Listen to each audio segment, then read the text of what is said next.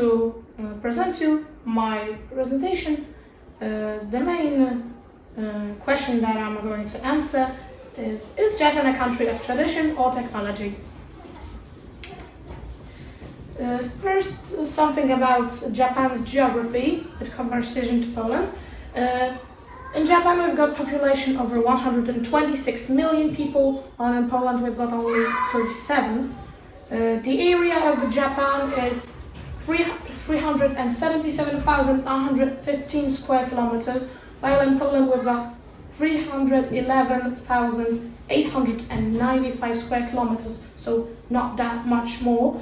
The highest point of Japan is the Mount Fuji, which has 3,066 meters. The political system of Japan is the constitutional monarchy, which means that they've got everything like us in Poland, but there's also an emperor, which currently serves no purpose. We've got the administrative division of the prefectures in Japan. These are Kyushu, Shikoku, Chugoku in here, Kansai, Chubu, Kanto, Tohoku, and Hokkaido. These are the biggest ones. They are also split into the smaller ones, and currently there are some of these big parts and 53 of the smaller ones. Of course, the language that people speak in Japan is Japanese, but also English. The sea coastline length is 29,751 kilometers, while in Poland we've got only 717.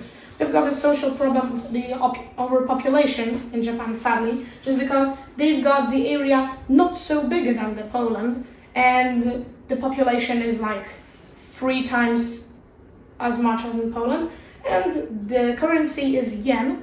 1 yen is about 0.036 of the Japanese zloty, Polish. Now something about the Japanese tradition. We've got the sewing of kimonos.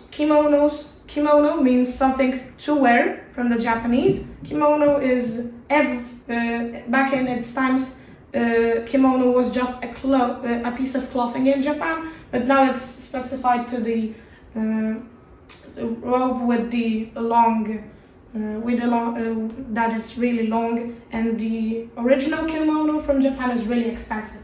Also, the art of forging the katana swords, we can see one in there, which samurais used. Japanese calligraphy. In Japan, they've got something called the ideograms, which means that one sign means one word. So to read a Japanese newspaper, we need to know about 4,000 signs. Then is the matcha tea brewing ceremonies. Matcha tea is like the powdered and dusted tea, which is then covered in water, which is not boiling but hot, and then with this special brush, it's frothed and it's ready to drink. The kabuki theater, which is a kind of theater that involves dolls in it, really big dolls, human scaled. The Japanese shows called Matsuri. All over the year we can see some shows in Japan, such as the ice show or the New Year's show. Also in Japan, the cuisine is influenced by the geography. For example, Japanese people eat a lot of fish, rice, shrimps, and vegetables, just because the whole country is surrounded by sea. Also, there are animal hunts with Shiba Inu dogs. Shiba Inu might seem very cute dogs that you might play with them, but when they attack, they are very fierce warriors, and they are used to hunt rabbits, for example. And the art of the origami. So we've got some origamis. I've made a crane, from Japanese, the hiroki. We've got a frog origami, which also jumps, kind of. I made it, by the way. And these are the two. This is the smaller dragon, and this is the bigger dragon. The bigger dragon took me over half an hour to make. Next, we've got the Japanese technology.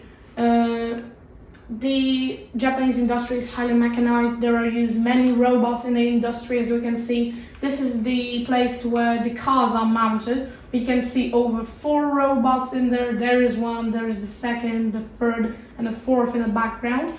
We've got the Sony headquarters in Japan. Sony is basically a brand that produces TVs and electronic devices.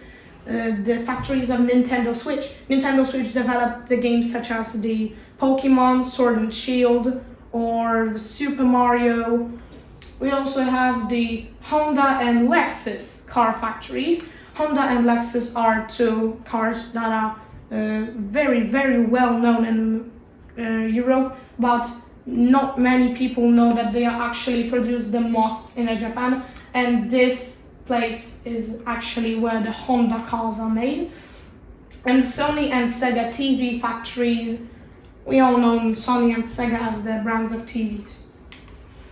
Now I'll show you something about the Tokyo as the city where technology and the tradition meet. I'm showing you the panorama of the Tokyo city made out from Lego bricks. The total cost of this set is about 200 zlotys.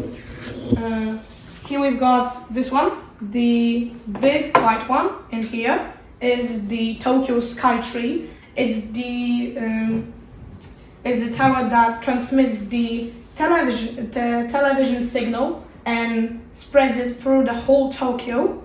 This out here is the red tower. It's called the Tokyo Tower.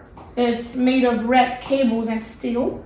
This is the Modego Kane's Cocoon Tower, from its designer Modego Kane, which was born in Japan.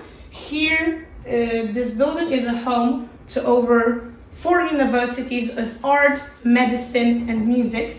Here we've got the Chidoriga Fuji Park, where the sakura trees are grown. And fun fact, the Japanese cherry trees don't grow the fruits. They only have these beautiful flowers.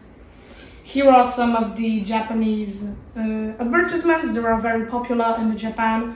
And this is the Tokyo Big Sight, the museum that features a lot of Japanese technology as well as the tradition. And this is the Fuji Mountain, which is sacred in the Japanese religion called Shinto. So, to answer the question, so is Japan traditional or more technological? So many people believe that Japan is maybe more technological. Some other people think it's more traditional. Many people argue about this, but the fact that Japanese started developing its technology like after the World War II, but having modern technologies, it's still a country of tradition, though. But I think that the truth lies in behind. Thank you for your attention. Here are the sources of my information I used and the Shiba Inu dog. Arigatou gozaimasu.